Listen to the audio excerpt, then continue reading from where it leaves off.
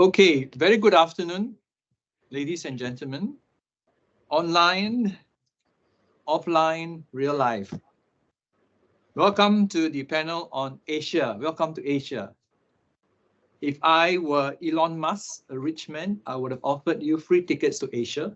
But unfortunately, my name is John. And I'm your friend, but I'm not Elon.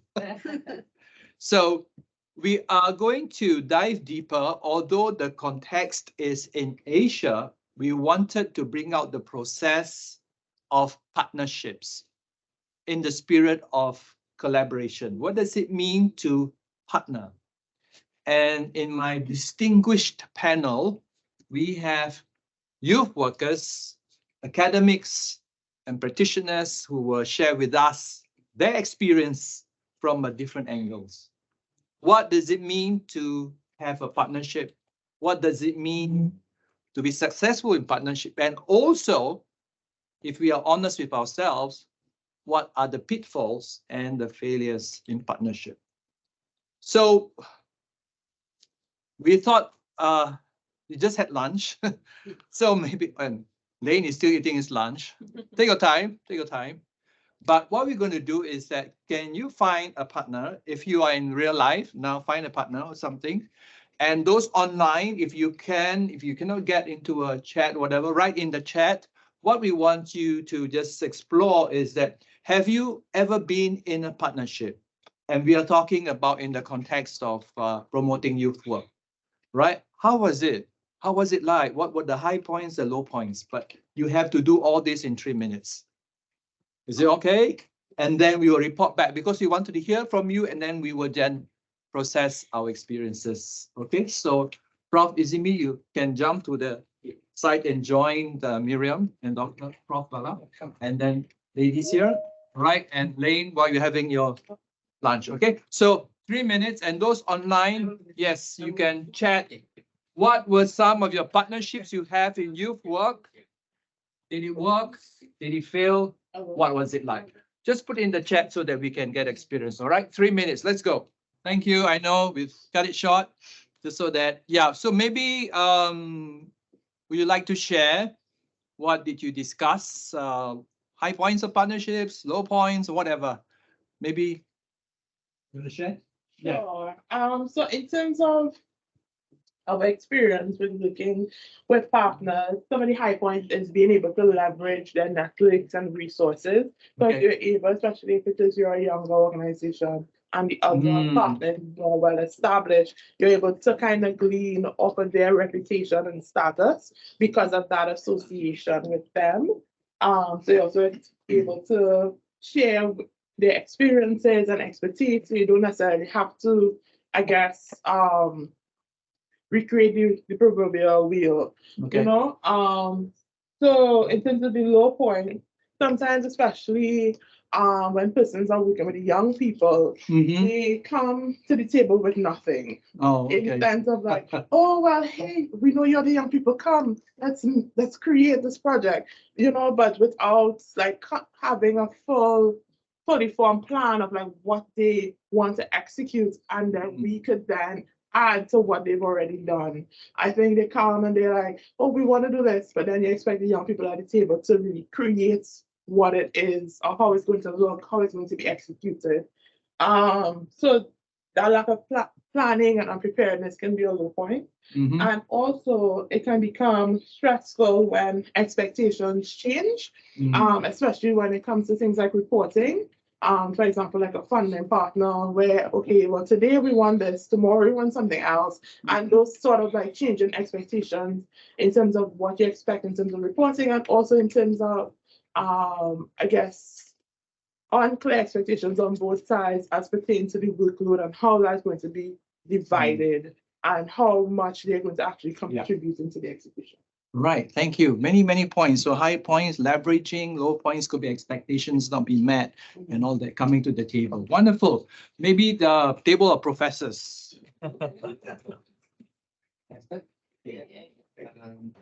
Maybe we could, John, maybe we could hear the name of the person. You all probably know each other, but it'd be just lovely to hear the name and the country where they're coming from. Yeah, thank you. Oh, yes, yes. So it's me from Bala and Marian.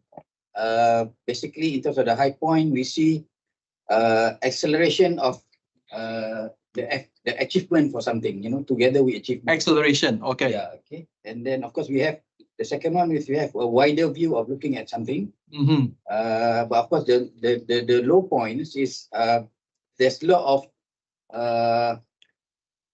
to some we see accommodating, but to some see as we say have to sacrifice. Okay, sacrifice. Okay. But actually it's about accommodating, tolerating, and eventually celebrating.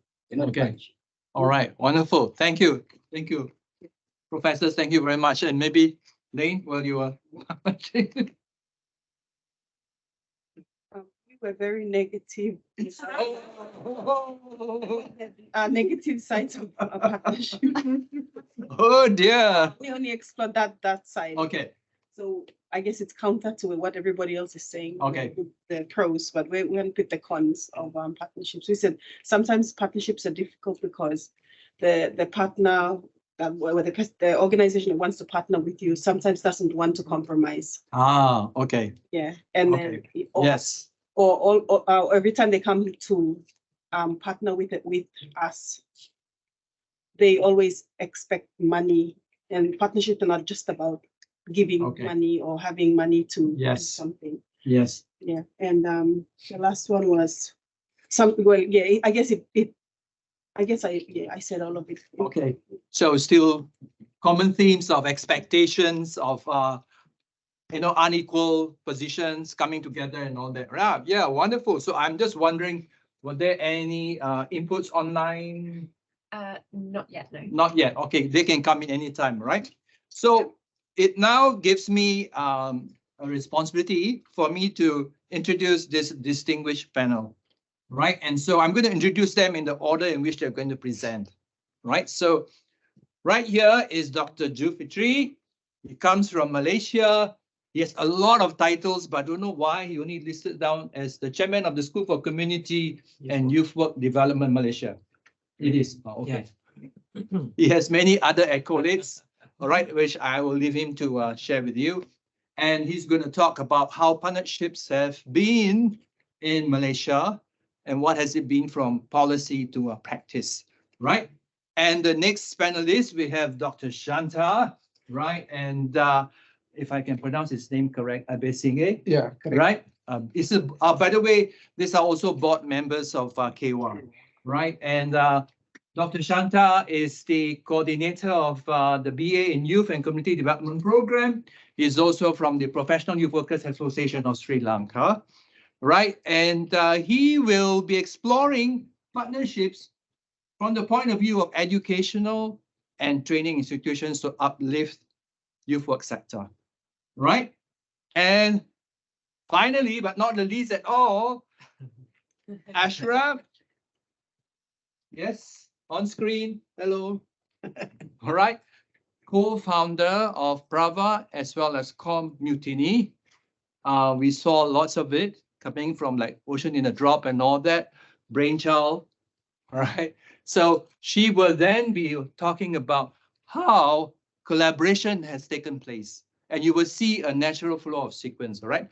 So I am going to leave question and answers towards the end and have our esteemed presenters present, all right? So take it away, Dr. Shu. I'm going to see her quietly. Assalamualaikum warahmatullahi wabarakatuh. Salam sejahtera and very good afternoon. Thank you, Dr. John, for moderating this wonderful session together with our colleagues from Asia, from Sri Lanka, and of course from India. So I'm going to present on the topic Smart Partnership for a Better Youth Work from, of course, Malaysian perspective.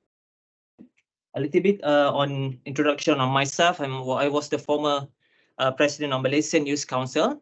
I hand over the post to the younger one last year, and also the founding chairman of Malaysian National Federation of Youth Worker to connect the ex-youth leader to join youth worker in Malaysia as alternative to pursue their activism in youth development in Malaysia.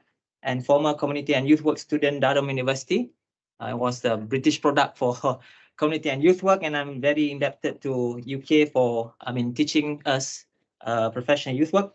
and been translated into practice in Malaysia. And just finished my PhD in youth studies with my supervisor there observing me on my presentation. And also currently chairman School for Community and Youth Work, a think tank for youth work in Malaysia. And in 2018, I was fortunate to be part of the KEWA board members to learn a lot from other colleagues from various countries in Commonwealth country.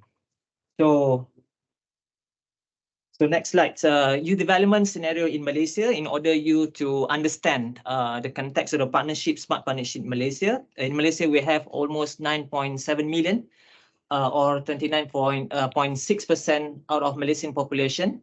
30 million is youth in Malaysia according to the recent census in Malaysia. So youth definition in Malaysia compared to previous one up to 40 years old. Now we already have managed to lowering the age definition in Malaysia, 15 to 30 years old, as according to the National Youth Policy in 2015. Hence, Malaysian government give a special attention and allocation for youth development. We are very blessed to have a very caring government in Malaysia who put special attention to the youth development in Malaysia. As according, we can refer to the annual budget in the Malaysian annual budget every year with a certain significant amounts of budget for the youth development. Malaysian set up two important platforms for youth to voice out, namely. So we have two main official platform for our youth to voice out up to the straight away to the government of the day. National Consultative Youth Council, which was established since 1971, and we have Youth Parliament since 2015. So youth development approach in Malaysia is through youth organization activism. And currently, I think 2016, I have to check the latest one. We have 12,379 registered youth organization under the Register of Youth, under the Ministry of Youth and Sport. So our youth society, youth organization in Malaysia, they have to register properly under the Registrar of Youth. We call it ROY. So it's very famous name in Malaysia, ROY. Yeah. Okay. Okay. Next slide. So we have two main stakeholders in order to understand the scenario of smart partnership in Malaysia. So we have representing the government is Ministry of Youth and Sport, representing the government, and we have Malaysian Youth Council representing the non-governmental organization. So we have separate entity, but it is must to make the decision related to youth development. These two main entities should together to decide on the matters related to youth development in Malaysia. So Malaysian Youth Council is recognized under the special act called Youth Society and Youth Development 2007. So our voice of youth in Malaysia was recognized by the government legally under the act of Youth Society and Youth Development Act 2007. So next. So this is, source of, smart partnership between the government and the youth organization. Later on, it will relate to the Professional Youth Worker Association. So currently we have almost up to 40 main youth organization, multi-ethnicity, multi-religious, and we are so diverse in, fighting for the youth development in Malaysia. So next. So this is our, Malaysian Youth Council affiliate members internationally. So we are also active in CYC with Kim Allen can, verify this. And we are, connected with the smart partnership with all the main youth organization internationally, including World Assembly of Youth, the Committee of ASEAN Youth Cooperation which is recognized by the Asian Secretariat. ICU's Forum, CYC, and Asia Europe Foundation. Next.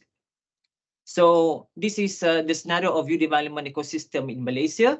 So we have at the first place, we have National Youth Consultative Council, an official platform for all the youth leader to voice out to the minister. And of course, this National Youth Consultative Council chaired by the minister itself. It is compulsory for the minister to chair this council and to hear direct from the youth leader and from from the various stakeholders. And secondly, we are being blessed because the government, established cabinet committee for the youth development chaired by the Prime Minister himself. So the Prime Minister himself can, hear directly youth matter brought by the Ministry of Youth and Sport, and of course the various stakeholders in youth development. And of course, the third one, we have Malaysian Youth Council. So these are three main platforms in Malaysia that bring about smart partnership between the government and the youth. Next. Okay, youth work in Malaysia. Youth work in Malaysia has been defined as an effort to guide and educate young people in unleashing their potential during transitional period from childhood to adulthood. As I mentioned earlier, we have two sectors of youth work led by Ministry of Youth and Sport and Malaysian Youth Council. Later on, we managed to establish the Professional Youth Worker Association. So youth work in Malaysia is not new. However, youth work has long been perceived as a voluntary field and hardly been seen as a career. So we are moving toward professionalizing our youth work in Malaysia. So as according to Lane, last 3 days, in 1990, pilot cycle of Diploma Commonwealth Youth Program launched in Malaysia, and it's continuing until now. And Professor Robin just visited our country last week, the chairman of KEWA, to verify our latest module to ensure that the module tally with the current demand and current situation. So next, please. So youth work in Malaysia. Research on youth work in Malaysia identified that they were without formal education and training in youth work. So this is research conducted by the officer of the Ministry of Youth and Sport herself. So it's a little bit very helpful for us because the staff from the Ministry of Youth and Sport herself understand the needs of the youth work in Malaysia. So research showed that only 9.3% youth workers were well trained in youth work academically and practically. So this, research helped us a lot in bridging the partnership between the government and the NGOs in Malaysia. So Malaysia is in dire need to prepare our youth professionally as we are becoming a developed nation. Unfortunately, we're supposed to be a developed country in 2020, but because of the political turmoil and turbulence, so the youth and the citizens of Malaysia suffer a lot. So we have to, be very careful with the politician. Sorry, just joke, yeah. Okay. Don't quote me, yeah. Okay. So youth work in Malaysia. Research on youth work in Malaysia identified that they were without formal. Next, please. So youth work in Malaysia. Professionalizing youth work has been a long struggle in Malaysia, as there was an attempt to, at the first place, to establish professional body as early as 2007. We call it National Association of Youth Work Practitioners, led by our former professor Azimi Hamzah, but was denied again, I believe, with the political reason. Yeah, they afraid of these NGOs can challenge the status quo of the government. The third force. The third force, yeah. So it was denied, unfortunately, in 2007. So in 2012, KBS, Ministry of Youth and Sport, in collaboration with UPM, so we have a good relationship between the ministry and the academic institution, now led by Professor Ismi, and Commonwealth Youth Secretary organized youth work policy, which was, I think, attended by Brian Belton, one of the youth work specialists from Mark and Smith University, if I'm not mistaken. So it showed a relentless effort to advocate the importance of professional youth work between the ministry, the academic institution, and Malaysian Youth Council. Okay, next. So we already have a very good smart partnership between the government, represented by the Ministry of Youth and Sport, and the academic institution, and also the National Youth Council. So this is among the batch of the Commonwealth Diploma in Youth Development work. So some of them are very active in youth work nowadays. So next. So this is UPM, Institute of Malaysia Professionalism model that we are benefited a lot from, because we managed to have a good relationship for quite a long time with the academia institution. So we don't have any problem with the ministry, with the academic institution. But the problem that we are facing is because of the the changing of the staff within the Ministry of Youth and Sport. So it is, depend on the interest of that particular staff. Okay, next. So this is among the Malaysian Youth Work core competencies as advised by Universiti Putra Malaysia. So again, we benefited a lot from Universiti Putra Malaysia by having this kind of smart partnership, because we are on the ground and they are the one who conduct the the research, empirical research that we can benefited a lot from. So next, I just skip because I want to give the floor to the next speakers. So we are very blessing to have the National Youth Policy, which recognize one of the main focus of the youth development in Malaysia is professionalism in youth work. So this is the source of great source of a smart partnership, because the National Youth Policy itself recognize this area is enable us to work together with the government. Okay, next.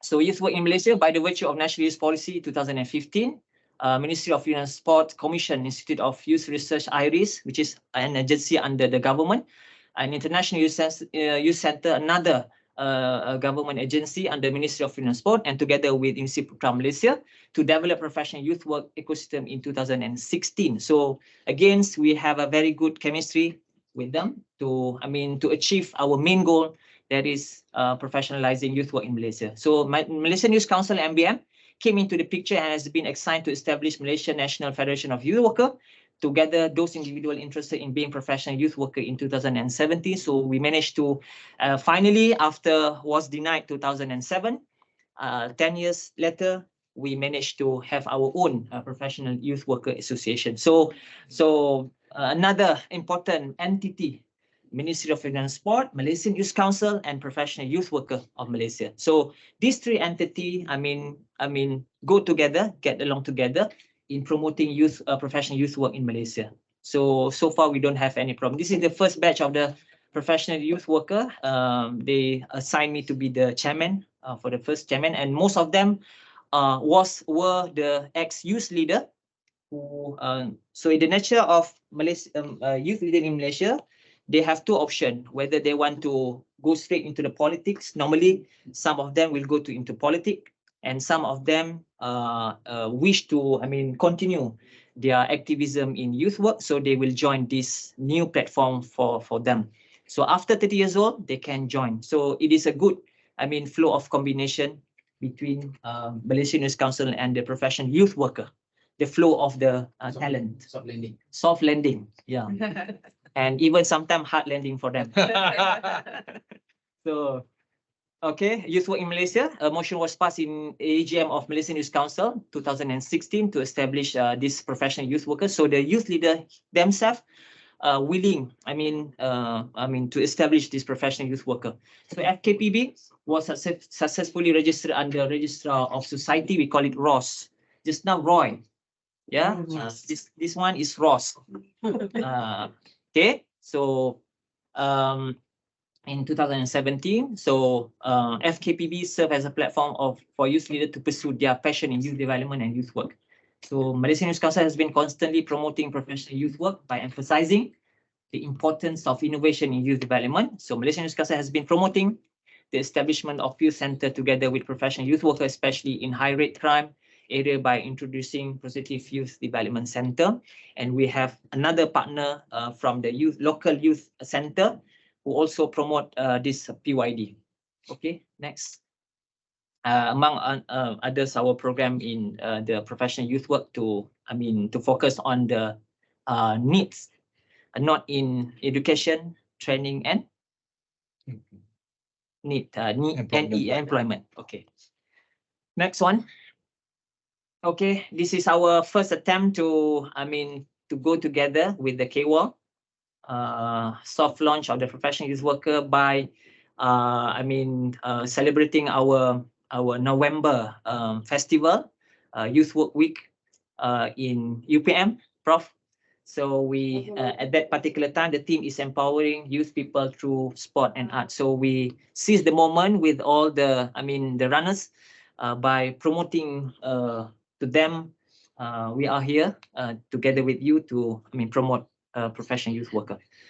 Next. Okay, next. Next.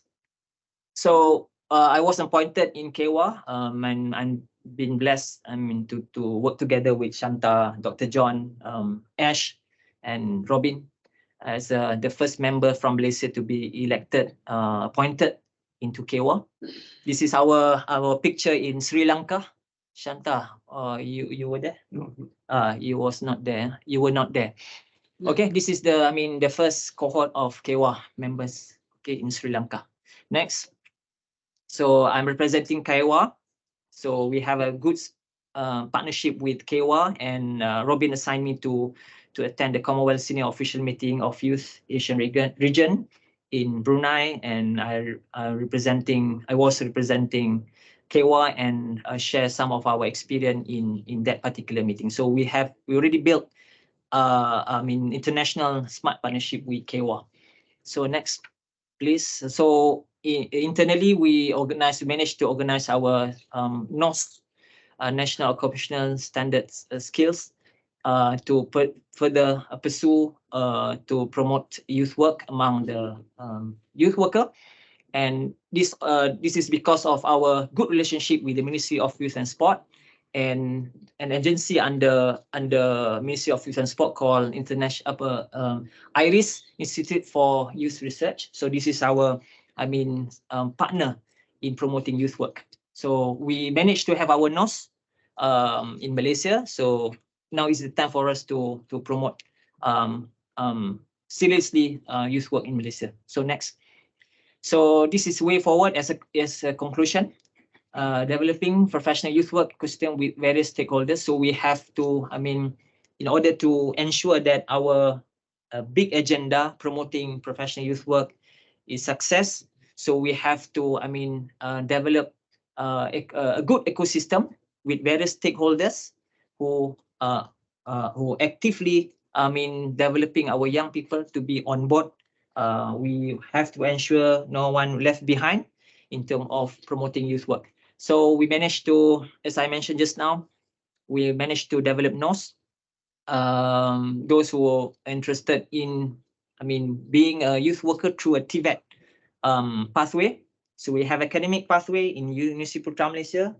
I thought UPM is about to offer the degree in youth work early of next year. So we have academic pathway, TVET pathway to be a professional youth worker, and of course the third one is based on their past previous experience. So we already have a cohort of the first professional youth worker who've been certified their experience, I think last 2 years. So we need to establish Institute of Youth Work and professional body to govern professional youth work in Malaysia by either amending the existing Act, Youth Society and Youth Development Act, or having the new such act like what we have in Malta, Youth Work Act in Malta. So we are impressed with Malta and Ireland because they have their own act. So the last one is beside Commonwealth Diploma in Youth Work, UPM is about to offer the degree by the end of 2023 or early 2024. So the last slide. So next, the last one. This is our meeting with the minister last 2 weeks. Again, this is the new Minister of Youth and Sport. Which one is the minister? Which one is the minister? In the middle. In the middle. Okay, in the middle, the woman. Yes. So we again report to her that we are keen to pursue our good relationship with the government to further promote professional youth work in Malaysia. So the last one. Next one.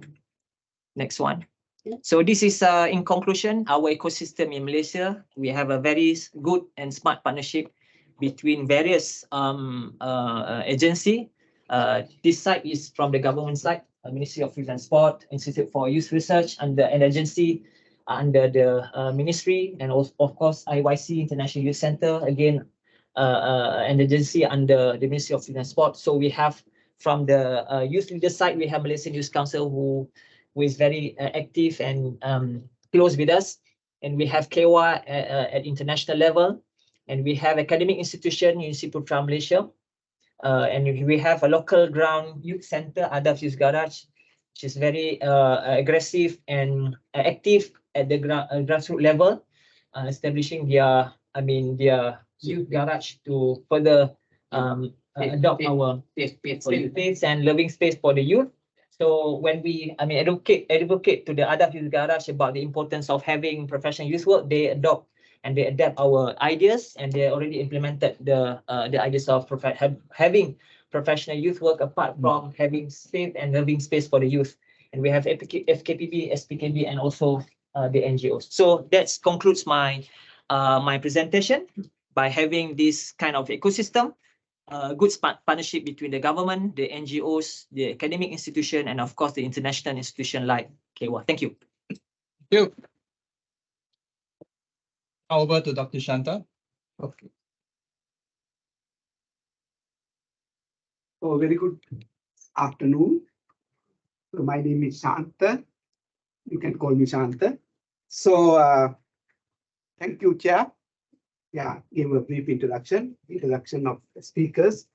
So now, considering the time factor, the topic we have selected, power of partnerships with educational and training institutions to uplift youth sector. So actually, myself, I am here because of the partnerships with the Commonwealth. Right? In 1990, when we launched the diploma, they have selected the Open University of Sri Lanka as an agency which represents Sri Lanka. So then I became a coordinator. So when we started this program in India, at that time there were 4 regional centers, right? So our center was Chandigarh Regional Center. So I met experts in this field. So then I created interest, and still now myself as a product of partnership. So this in this movement, actually the Commonwealth, CYP, right? So initiated this diploma to enable countries, right? The independent and autonomous body or agency would bring long-lasting impact to build capacity for youth workers. So nearly now we have completed 3 decades, right, with our Sri Lankan partnerships. So now we are having a theme, the power of youth work. Now this power of youth work depends mainly with the capacity of our agencies. So now partnership is very much needed. It is very much healthy to have a power of youth workers. So when we had the partnerships, the Commonwealth gave a special training, special workshops. When they attend meetings, they ask us question: what is the commitment of the government? Do you have a national youth policy? Do you have a youth work kind of professionals? So when we put the checklist, so many places we found that you see certain areas, no. So even the so-called ministers meeting, I think now this is second time we are having the Year of Youth. I think previously we introduced Year of Youth in somewhere 2020, if I'm correct. Right? At that time, they specifically mentioned that each member states we better establish at least your national youth policy, show your commitment. But some of the states like Malaysia, I think they really honor the decision taken by the at the ministers' meeting, and they acted very fast. So as a result, we can see certain states, they have reached very higher level of professional development. So power of youth work is now, we can see certain states, they are very good, certain other member states, they are not. In terms of Sri Lanka, so we were able to introduce our first national youth policy. So at that time, I think it is good, we should appreciate and remember the pioneers, right? So Crystal, Saldana, Bhagwan Prakash, Professor Abraham, Chandu Christian, our late Professor Chandra Gunawardena, Professor Asimi Hamza from Malaysia, and team of teachers at UPM, all module writers, right? The staff of CYP Asia Center, I think, Darshani, Seneviratna, I think it is our duty to honor even our Henry, right? They were really paved the way to build the partnership and bring the kind of states or member states who are behind, right? In terms of youth work professionalization, youth work education, national youth policy, etc. So even our first youth policy formulation meeting, the minister told, I don't know about youth policy, right? I have not heard about national youth policy. So we wonder, right? So if that is the statement given by the minister. So it's the biggest challenge, right? The gap understanding. So this partnership, especially Commonwealth partnership, is enormously help us. The partnership with other institutions like UPM. So because unless we get partnerships, we may remain, kind of underdeveloped or not aware of certain professional important fields. Having lost 100,000 of young people. In 1971, we had that struggle. The government forces killed nearly 50,000 young people.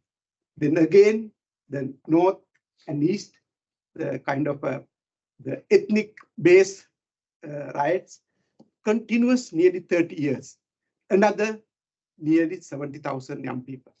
Then the Southern, another political group. The government, they are unable to understand the value of resources, value of resource of young people. So now today, after 3 decades, we can see how we are suffering in the absence of such valuable youth population. So if you learn the case study of Sri Lanka, I think it's a very good case study. Unless the government invest on young people through build partnership with whatever available in the globe, our Commonwealth member states, they may not in a position to have a status of common, right? We are talking about common status, Commonwealth. That's a inverted comma. That common we may not be able to achieve without good partnerships. I think this investment for partnership is very crucial, very important. Maybe this case study from Sri Lanka, maybe we may learn another case studies from another country, but we have to be mindful and strengthen our partnerships and bring our colleagues, member states in a fair field, right? Kind of the fairness. So power vested with the Commonwealth family is enormous once it is optimized and shared among rich versus not so rich states, vulnerable versus not so vulnerable states, and good governance versus not so good governance states. I think this is very important to consider. Now we are ahead of ministers' meeting, right? How to bring this kind of a fair parity among our member states, right? So then only we may have a kind of a sustainable, the peace, right? We were talking last 2 days. So New World Order demands mostly very updated and adequately skillful, smart youth. Right now, Sri Lanka, actually, when you look at the current situation, most of the young people, they are now in queuing. There's a queue in front of the passport office. Nearly 2,000 young people every day coming in, you see, collecting their passport because I feel like they lost their faith in their, you see, motherland. So now we may be able to see after 10, 15 years time, the young people without their, you see, origins, but having enormous problems of their maybe identity, maybe livelihood, maybe family, maybe marriage, right? Because now they are moving here and there without much plan, right? Because they are searching some place, some space and time to meet their aspirations, right? So it's a risk for even other member states, because when they enter into other member states, that also will be becoming an issue, because some may come without skills, without adequate knowledge. So now these are important areas to build, address with our partnerships, right? How to address this need, right? No education, no employment training is an enormous issue. So we need partnerships to bring young people into. Now earlier we were talking 3 E's: empowering, enabling, ensuring, right? So we have to monitor, evaluate, even using this our platform. We have number of now earlier 2-3 decades ago, we had a very limited number of agencies. Now today we can see, fortunately, more than 10-20 umbrella organizations now at the top, right? So if we get all these umbrella organizations, probably we may be able to address these issues. So now, of course, commitment made by political authority of the member states and their capacity are also vital component to bring power to youth work sector. Unless ministers, the DGs, right? Now I would like to share one experience. The current chairman and director general of the National Youth Services Council is a very young person, 24 years old. So he's a student of one university, right? Students of law college. So the president thought bringing an undergraduate or young person maybe is the significant contribution to enhancing youth sector. But still I have my doubt, right? Because being a young alone, will it be a factor, right? So that's the education and training, that our building partnerships and making education and training, giving the correct inputs to stakeholders, policymakers. Power of youth work largely depend on the ability to disseminate most updated knowledge and skills required for the field with appropriate national and international level policies. So this, we may be able to develop policies, right, like constitutions. We may have the excellent constitution, excellent policy, but so what, right? That's also a very important question for us when we bring policies through partnerships. So Commonwealth helped to develop our national youth policy, and the Open University of Sri Lanka, we were able to lead the policy, and we paved the way for professionalization of the youth work sector. So we identify critical areas. Youth work is still to be recognized as a distinctive professional category. Youth service continue to adopt a top-down approach. then the lack of focus on empowerment related issues within the current youth services, because the youth council now you can see the young person is heading the DG and chairman post. So the being young or politicians, what they want actually, they are happy to even give appointments for the youth services under their authority rather than qualification, to put their members, their, you see, supporters, right? So when they get kind of a young people who support their political campaign, so the ministers, they are very happy, rather than accepting these qualifications, you see, giving some opportunities or some positions for their supporters. So that those things are really vulnerable. So youth service continue to adopt a top-down approach. It's a minister who decides everything, or DG decides. Lack of focus on empowerment and lack of opportunities for continuing professional education of youth workers. So injustice caused by social structures. Now these are very clear evidence. Even the very recent last year, now we are just 1 year ago, you may have seen large masses of young people. They get together and force us to leave the very powerful executive president. So what happened after that? So we thought there will be a very big change, but unfortunately, the next president used the forces and put them into jail.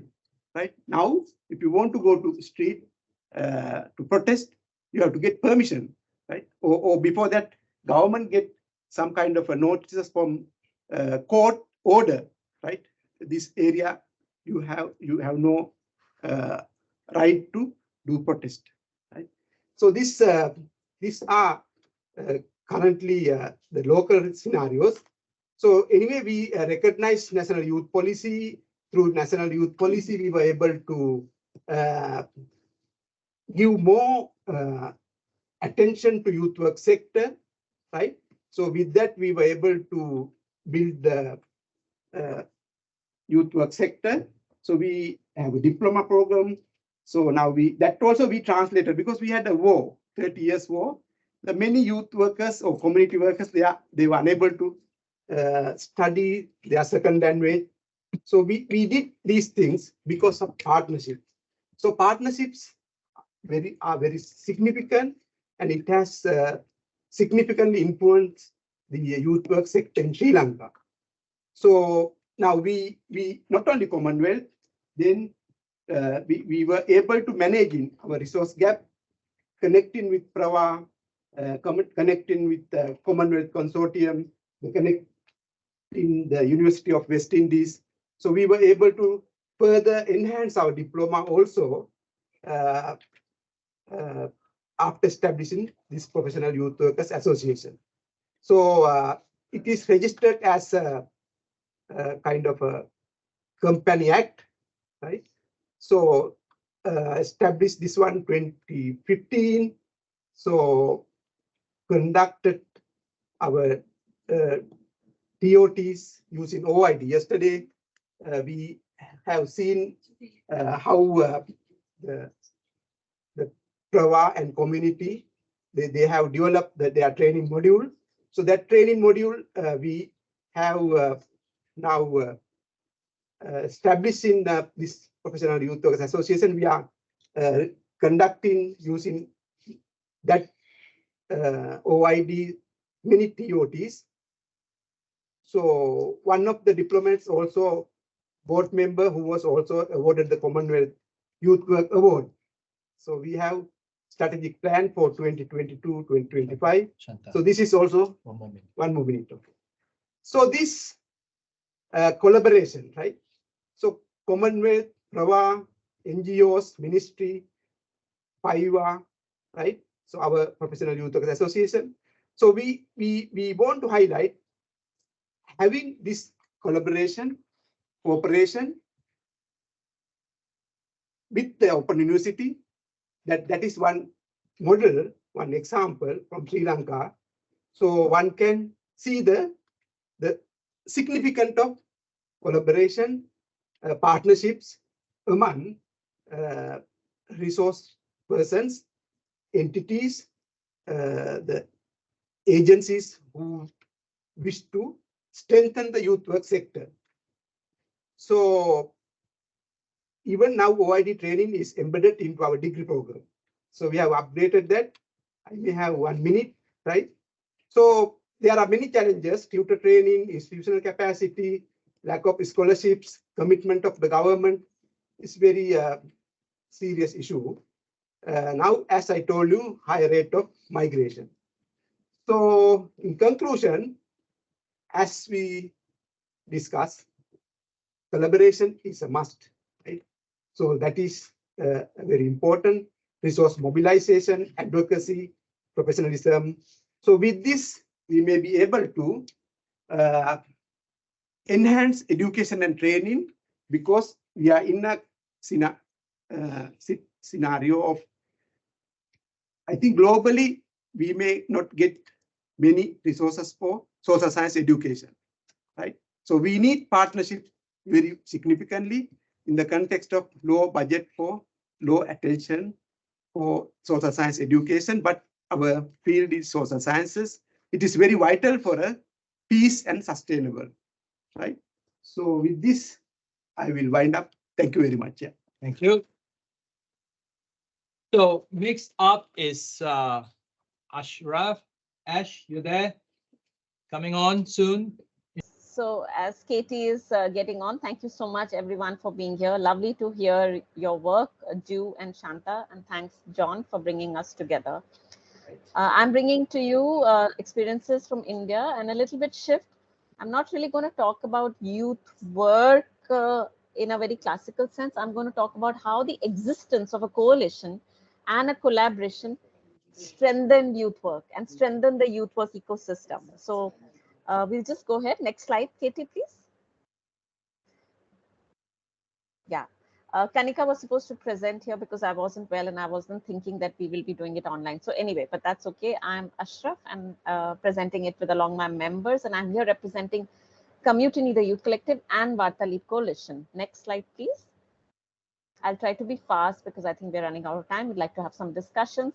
So I'm going to bring to you the experience of COVID-19 pandemic and how the whole coalition, we have a coalition, I'll tell you more about it, and it's a coalition that is invested in youth work across the country.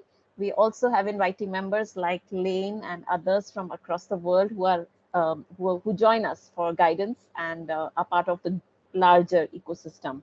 So we're very happy to be here representing all of that. A COVID-19 pandemic, you can see the photographs, you know what we all went through. The whole world was in crisis, and mainly health and hunger crisis that attacked us, all of us. What is really important to remember, and I think it must have happened in all countries, we can go to the next slide, dear. Kitty, sorry, Kitty. Yeah.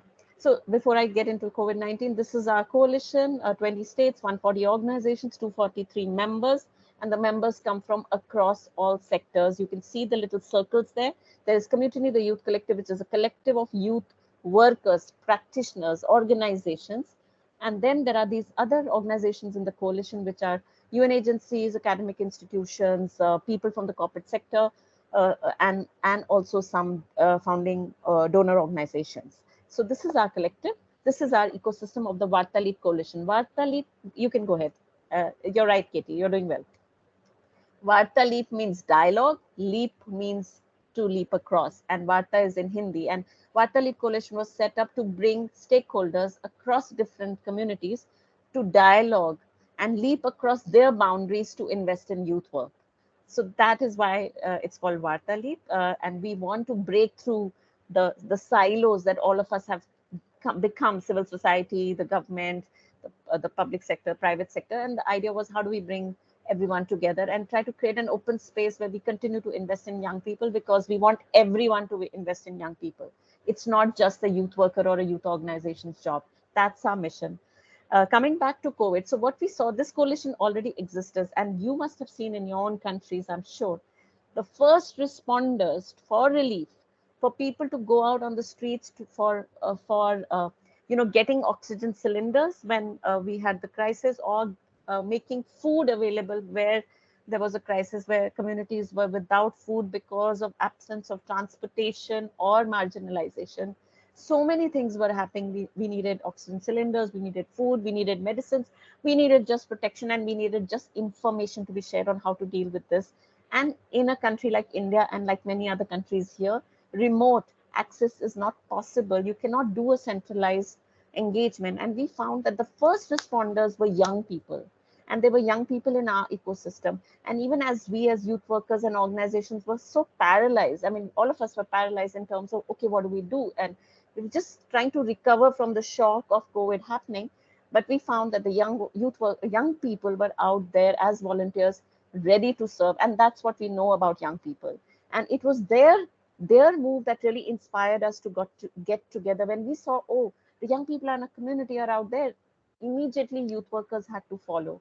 So what I want to say, if I want to dedicate the COVID relief response work, it is really dedicated to a lot of the young, and I'm not saying not the senior people, but really there's a whole community of young people who were out there in wonderful ways. So when that happened, we started seeing young people in our ecosystem doing all of this. Then youth workers started seeing a lot of action happening. And suddenly we realized, oh my God, the young people are out there, and young people need a safe space, a space for their own well-being, and a space to be supported to do this work.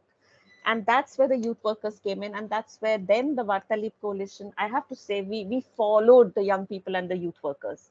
When we saw the young people and youth workers in action, then the organizations came together to act. And this is how the coalition then began to respond. We saw WhatsApp messages going all across saying, I want medicines here, I want oxygen here, and messages from across the country. And actually, we were arranging in the coalition services to meet the needs across the country by filling the gaps by organizations just coming together spontaneously. So this was our COVID response. We just go ahead, Katie. So well-being together then is a campaign that we started. We decided we need to do something. It was okay to do. Everybody was doing whatever they could do wherever they are, but now we needed a coherent action when we realized this is for the long term. And that's when we decided that we need to bring a campaign together. So we brought youth work organizations and stakeholder partners to come together to develop this campaign. It was called Well-being Together. And Well-being Together was a very important message we set out, because COVID was not about just getting into your own house and forgetting about the rest. COVID was it put us in our corners in a way. Literally, it sort of built walls between us as countries, between us as neighbors.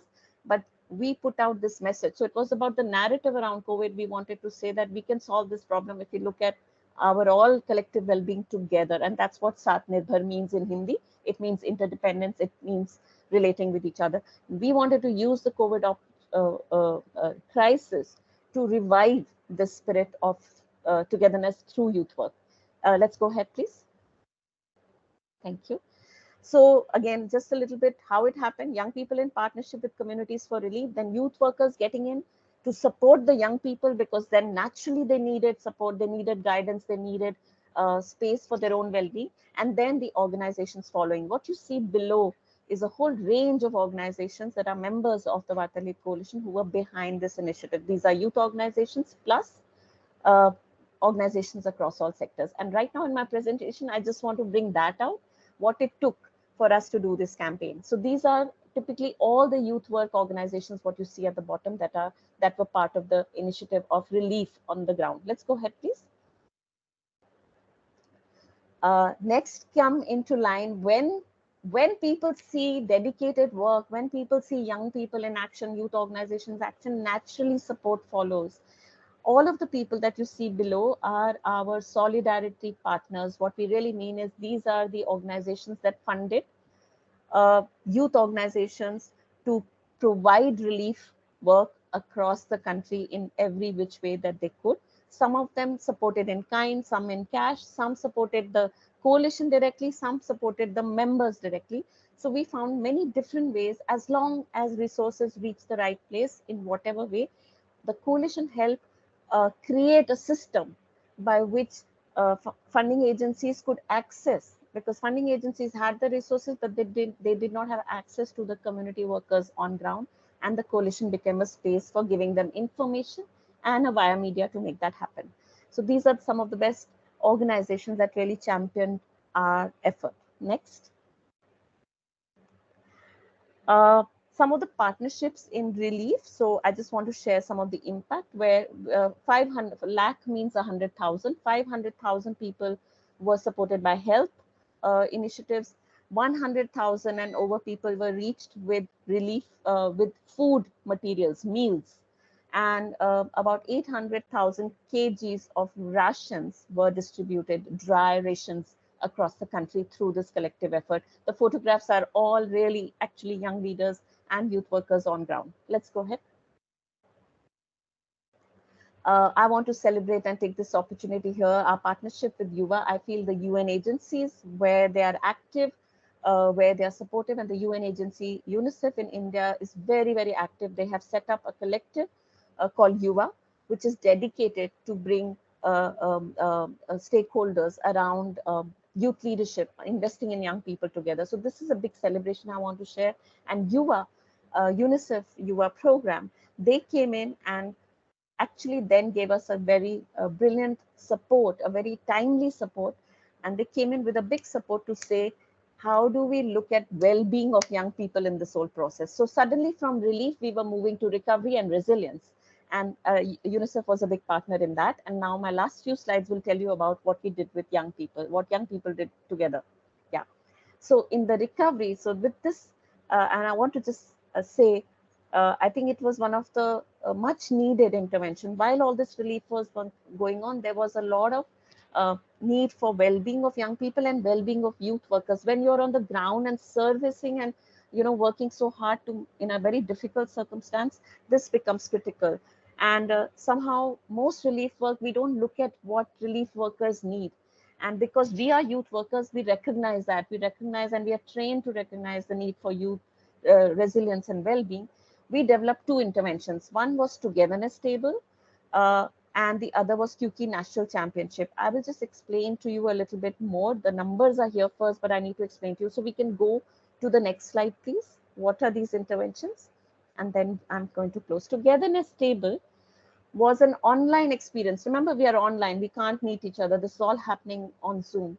We got all the youth workers to organize young people, and young people and youth workers were involved in interactions, small group interactions in large numbers to talk about, we designed a game called Togetherness Table where youth workers and young people would come together and they would actually, through interactions and conversations and gaming online, they learned about what they are feeling. They got an opportunity to share what they're feeling, their anxieties, their feelings of, whatever they were going through. And there was a lot of anxiety at that time and depression and just feeling like, how can we solve this problem?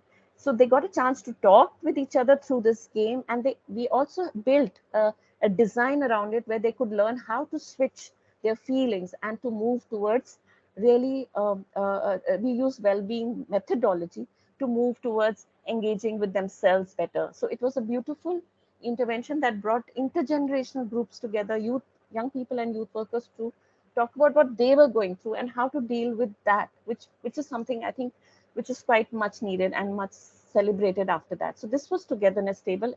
We'll share with you the report if you need it more, but it's a very, very beautiful intervention for youth work and young people and youth workers' well-being. Next. And that intervention was all about how young people can still experience love, learning, freedom, ownership, and still create hope out of such a hopeless situation. So that was the mission. In QK National Championship, I want to say now, because you're young people, you have to, even in the dismal scenario, you have to create something that's fun, exciting. And what we did is created a championship. We got young people from across the country to get into online groups. And we created a championship where young people would, it was like a competition, and groups would come together and do quizzes, role plays, and also talk about what's happening in the communities during COVID and how they are helping them, etc. So this was a way to celebrate young people and also offer them a learning opportunity. It was like a competition with zonal matches, national matches, and somehow it created a whole conversation around well-being and COVID relief and resilience work by young people and youth workers. Next. I think I'm going to close now. Finally, I want to end. We were very happy that we were also celebrated. This initiative was awarded by the World Economic Forum as one of the uh, one of the uh, uh, one of the recognized collective initiatives to which were like one of the key last mile responders in India for COVID relief and resilience. And that was a celebration of youth work for me. Let's go ahead. Next. Next. Okay, just last learnings I want to end with is that I think the main thing, there are many learnings from this. The main thing is whatever we do, even if you're not doing youth work, when you're doing relief, you're not doing youth work, we are doing relief work. Whatever we do, we need to center young people's and youth workers' well-being. And sometimes that's forgotten in the work on the ground of civil action or disaster relief. The second thing was collectives work, collectives matter. Just being together as a collective is important. Sometimes we keep asking, okay, what is this collective for? But we believe that being a collective is as important. It's not just what the collective does. We must exist as a collective. We must exist as a community.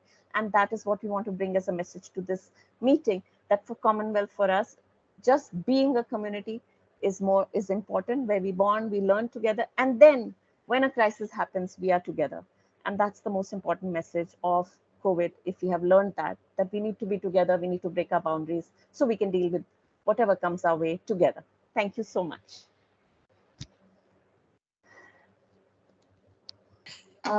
Sorry.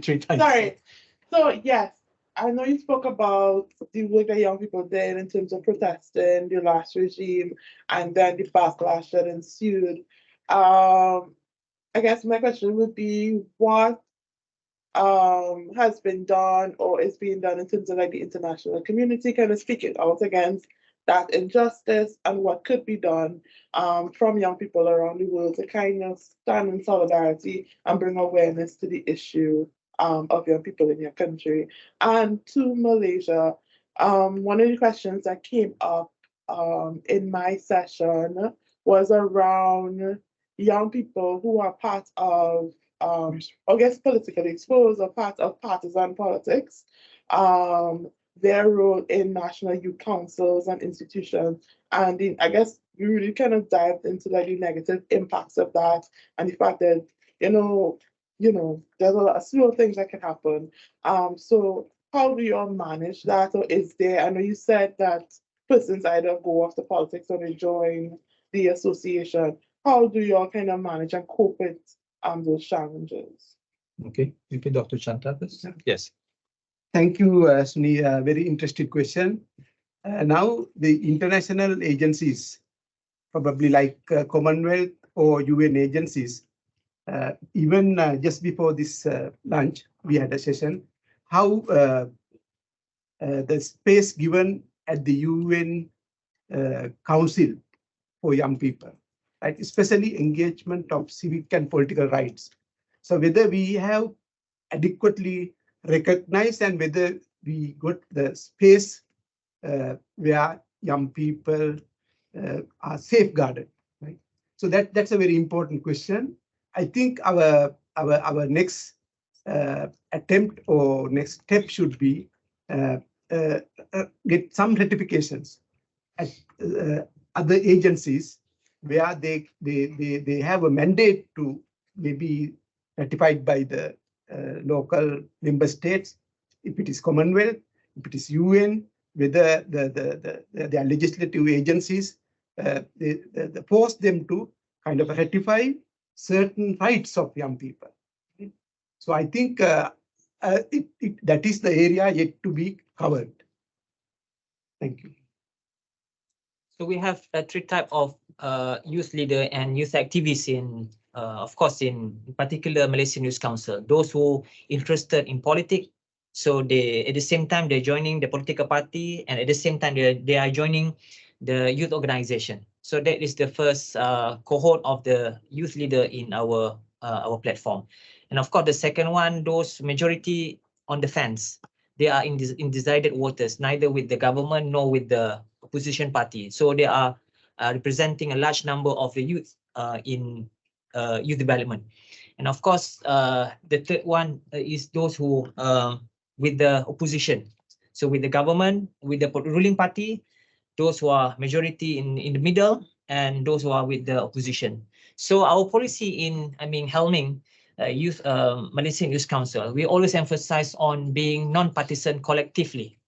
Although you have your own preferences, so you keep to yourself.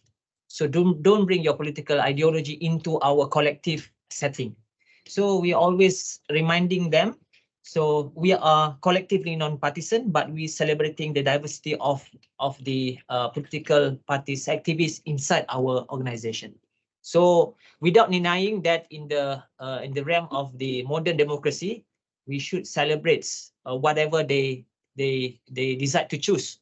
So we always, welcome any organization and any youth leader to be on board, as long as they respect our values, our collective responsibilities. So it will create harmonies between the youth leader in our setting. So when I take up Malaysian Youth Council in 2018, I ensure myself to be always non-partisan, although we are working with the ruling party, with the government of the day, but we are always, reminding our leaders to be speak up without fear and favor towards the government. And if the government, do the good thing, we should celebrate and we should praise. But if they do wrong, so we have our responsibilities to voice out to the government. So in short, I believe that we should encourage our young people to be collectively non-partisan, although we are not denying they have their own preferences. So the values of being collectively non-partisan is always important in our setting. And just to kind of, go deeper with that, is there any sort of like policies or anything like that written within the council to kind of enforce that, or is it just, a cultural understanding? There is a gentleman understanding. It's not a written, written policy towards this political stand. So, but we understand that in order to create harmony setting and to bring all on board without anybody being left, so we must impose, or we must agree with this gentleman understanding policy. Sorry after that. Thank you. Also for both of you, first of all, the man with the many hits. Yeah. Now looking at coming from university, you've said you've done the diploma now since, I think, is it 2000? 2000, early 2000, yeah. How many graduates do you have by now? Secondly, do you get a lot of interest for students applying to study your diploma, your degree that you're going to start now?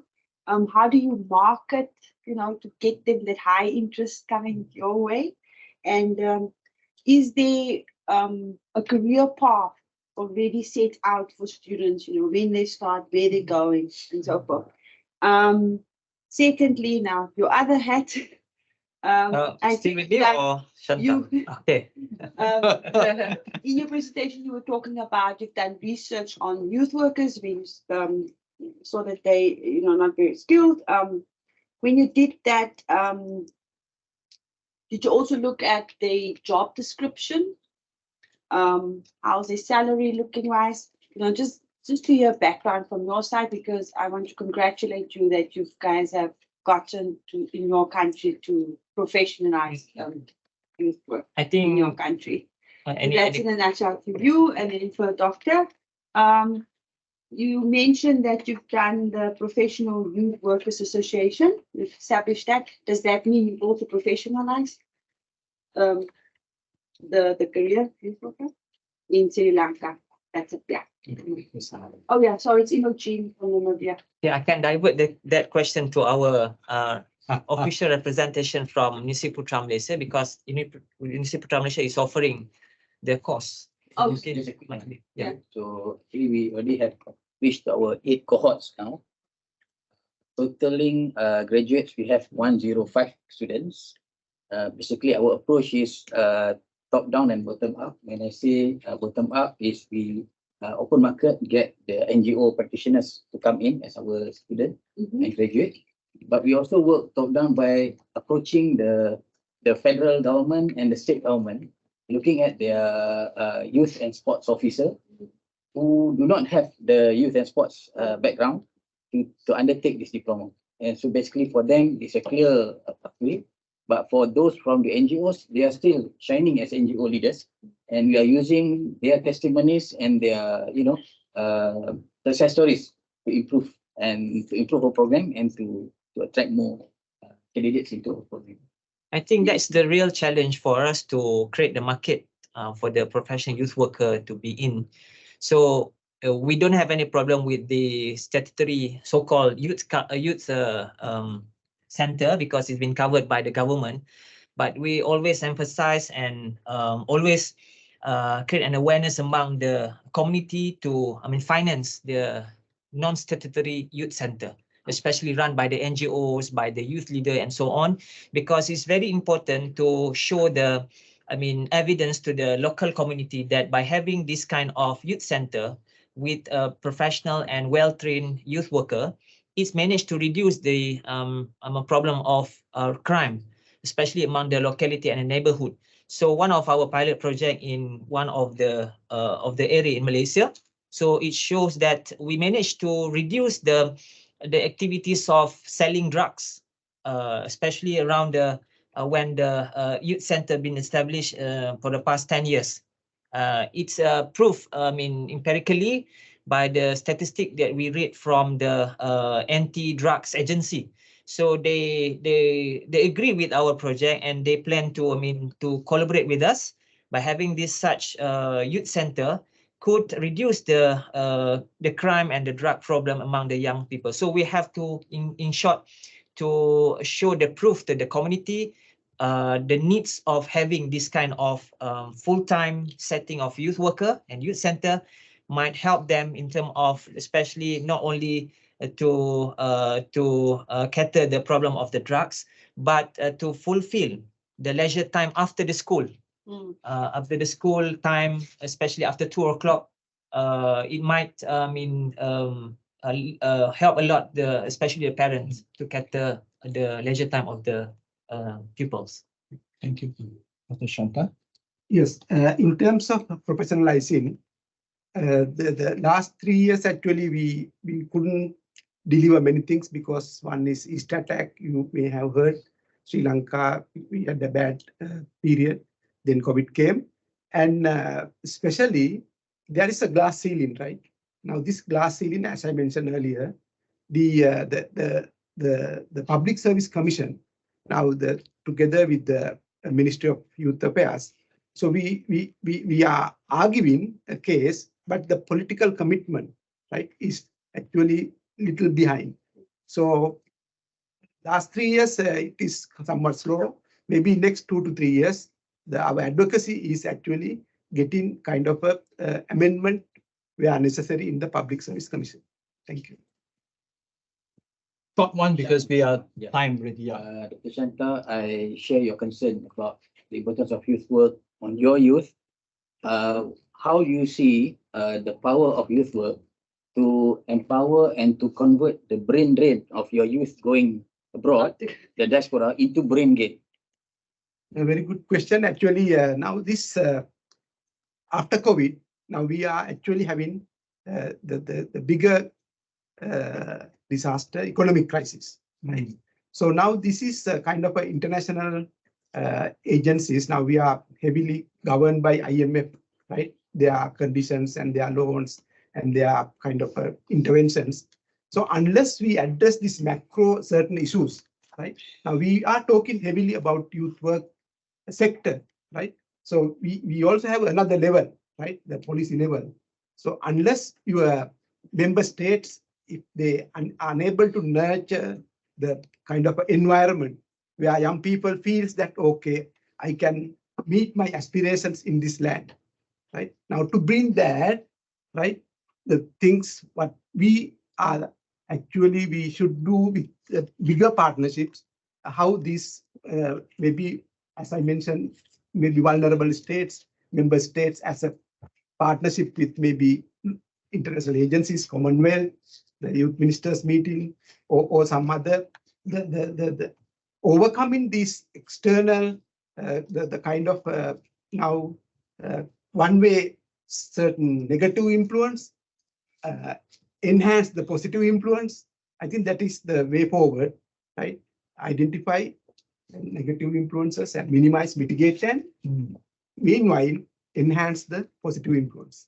Yeah, and I thank you, Dr. Shanta, Dr. Ju, and Ash there.